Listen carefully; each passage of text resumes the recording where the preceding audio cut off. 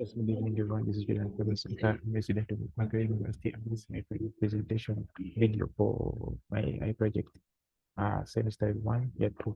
Actually, I'm being very fast because I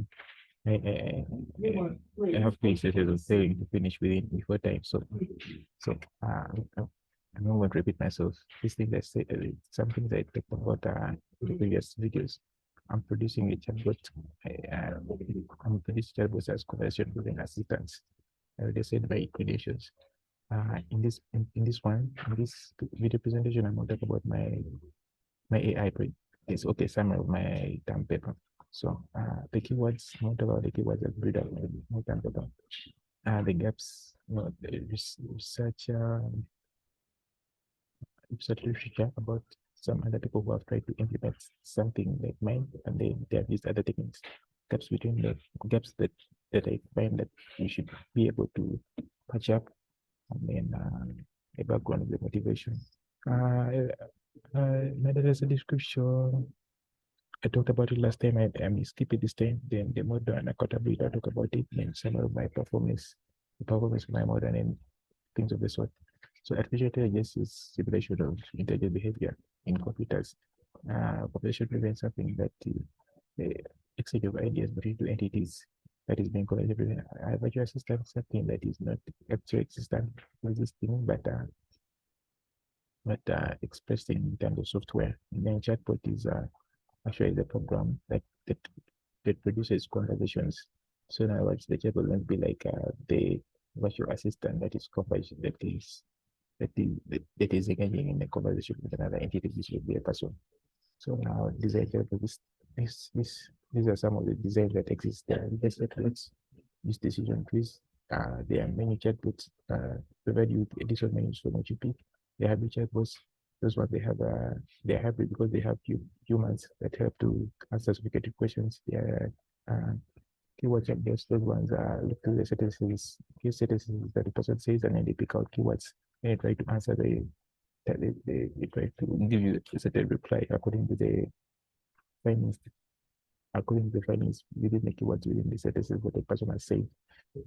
Then machine learning chatbots is actually the best. Actually, this is what I recommend uh, as a solution to all those that I listed, as we shall see.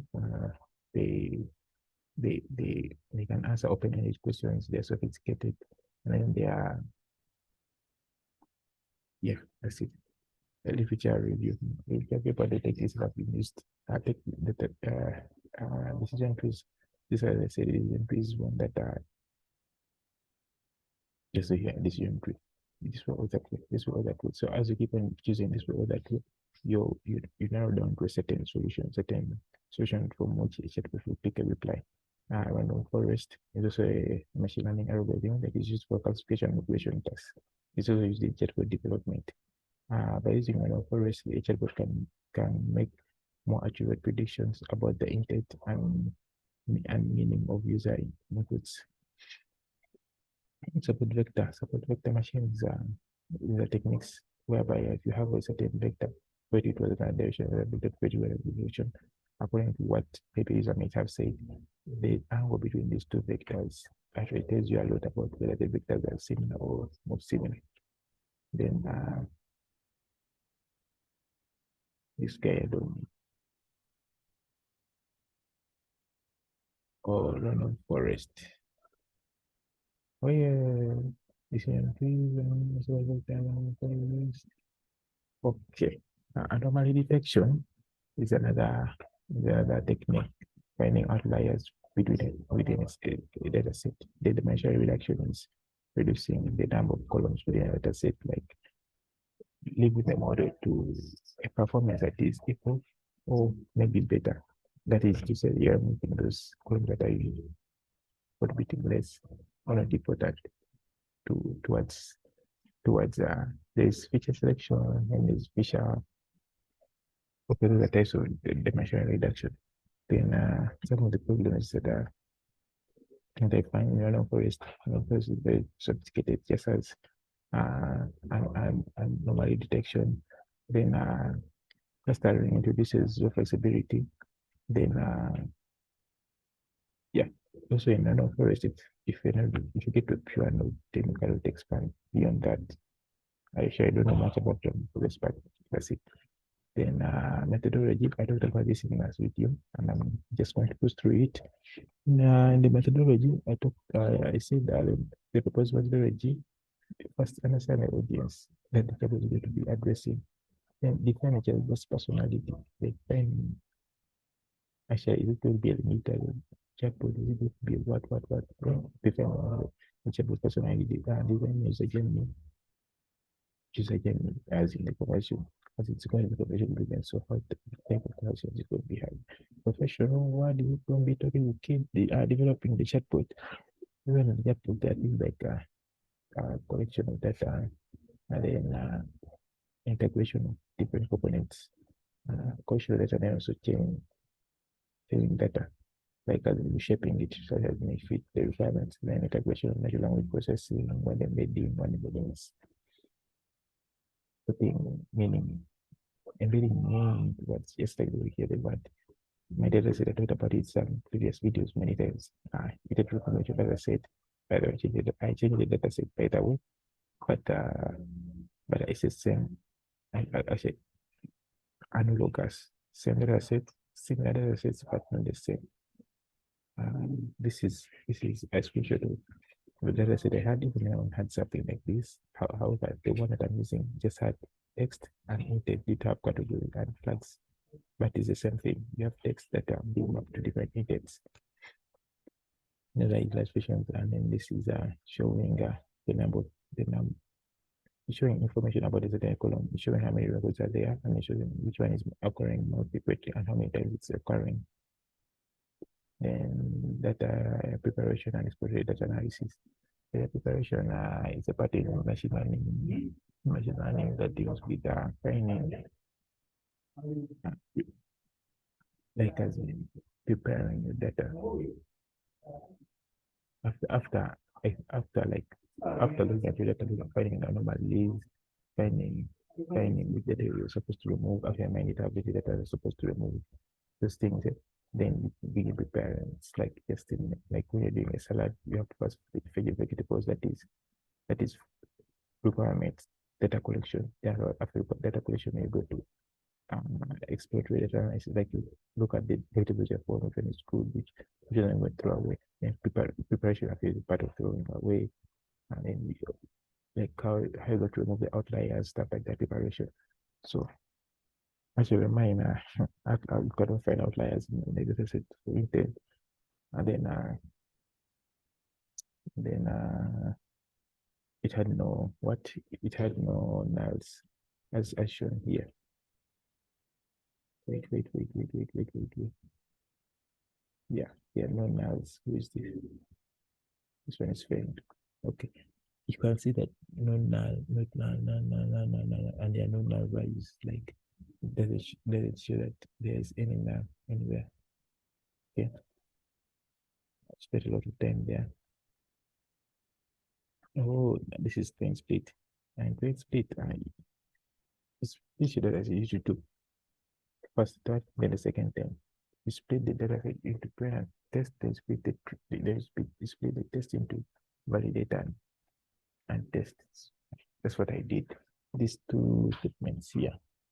Like my mother has had the menu that I got had already all of them split, but because actually I wanted us to split them also, so this is why I had this screenshot here. All the three data sets here. This is where I'm merging. I am appending. This is Python. Then afterwards, here I'm just doing preparation. Like I am removing those things that I not prepared. Then here, this is where I'm splitting. This line split that is for it produces two outputs, four outputs, not two outputs, four outputs. But it takes in two inputs. Okay, two inputs. Also takes in the range, like the ratio for the train. Yeah, the ratio for the train to split. Thickness. Data exploratory and preparation. It's a heat map, and this is a graph just showing how many user words, like user text, and a specific intent. you can see that they're all are like almost the same. So that means they are balanced. There is no imbalance. So that means the model will not be biased in any way. Not be biased, but at least to a certain extent will not be biased. And then this one is a heat map. It's showing a heat map is something that shows a variation of intensity of something over a certain area. Now it shows with color. It can mean that the deeper the color goes, or the darker the color goes, maybe the more the intensity, or the lesser the intensity. In this case, it's the lesser the lesser the more the intensity of the color. So now my data is mainly around this. It's actually very hard to find a data set that is being like mine that is having values here. It's always going to be like that. Then the model that I'm using, it's from Google. It's maintained by Google.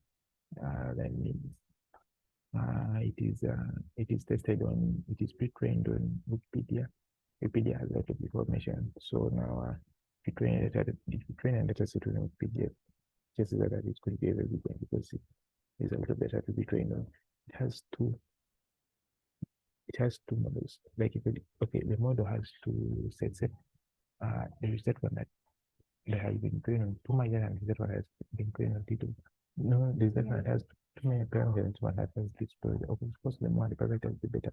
But it's good when you're having a very big data set, so such that you can fine tune those things. But mine is a very small problem now, so a small thing. So using the one with the few parameters is actually preferable. And then fine tuning, yeah. Then the parameters, some of the parameters that exist, there is uh, things that you can change as well. You change the performance of your models, how fast you may learn very fast and your model has not very good. You may learn very slow and the model of course learning so you may run very fast, like you get something, you learn it immediately, it is the wrong thing. So that's it. So it's a parameter you can tune. Batch size, that's the amount of how much space from which you can play with. Like whenever I see batch size, to predict batch size, evaluation batch size, it also has the train batch size, like that space from which you can do the predictive value with the train. The bigger the space, it, it, it, it not the bigger the space. Which have to find is you have the thing with parameters is that you're supposed to find an optimal score whereby your values produce the best of your model, produce the best performance of your model. Now, I'm concluding results and conclusion. Results and conclusion. If you cannot see, I'm going to expand this because I'm not say much about it. Precision and recall and F1 score. Precision is that out of those things that you've said there's something, out of those which one have you got correct that they actually that's something? Yeah.